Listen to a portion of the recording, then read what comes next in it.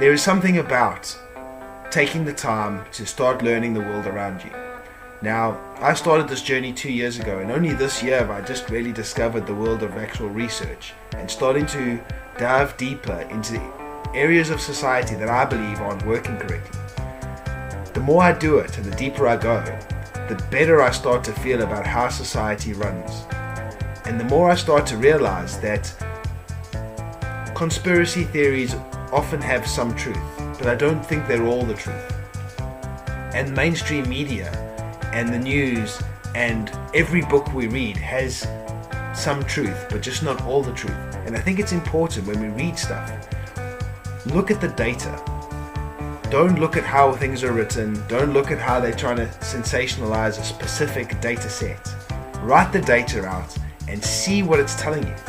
Because when you look at financials, or when you look at the money, or when you look at the numbers don't lie. And it's an incredible way of getting a little bit of clarity into how society is running, and to see how certain things that might be in the media right now have such huge political agendas that they're not actually issues. They're just people trying to get something more out of their lives. They're just a particular section of the country, or a particular subsection of people trying to get the most out of what they want. Now, again, they're not bad people. They're just trying to do what's best for them. But they're not always thinking what's best for the country or the people.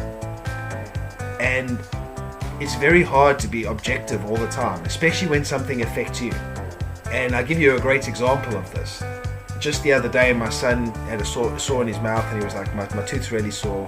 So we contacted our NHS dentist, and they basically said they didn't have an NHS dentist. So we were like, well, what do we do now?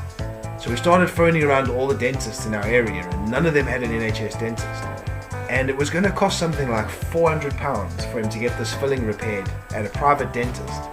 And I have no problem paying £400 to make sure my son's okay. That is not my point. I have a massive problem paying for a service that I can't access, and then I have to still pay for another service. That is my biggest problem. That is my biggest problem with the NHS right now, is I have to pay extra to access a service that I feel like I'm paying for already.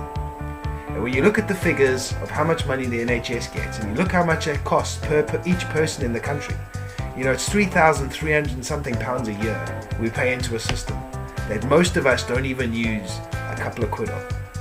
Yet the system is still not functioning as it should. And it's incredibly frustrating to me. So with everything I do, every time I research something, especially when I research something about the NHS, I'm always looking to see why. Why is it not working the way it should? Why can't I just pick up the telephone and make a doctor's appointment? Why can't I access good healthcare? Why can't I access information about certain aspects of health very easily? Why do I have to try and research stuff? Why is it not being taught to me in school?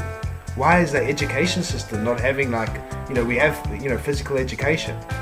Why are we not talking about health and nutrition and wellness and mental well-being and all these types of things in our schools? Why are we not getting people ready for a life of responsibility by taking responsibility for our own life? And that means taking responsibility for our health.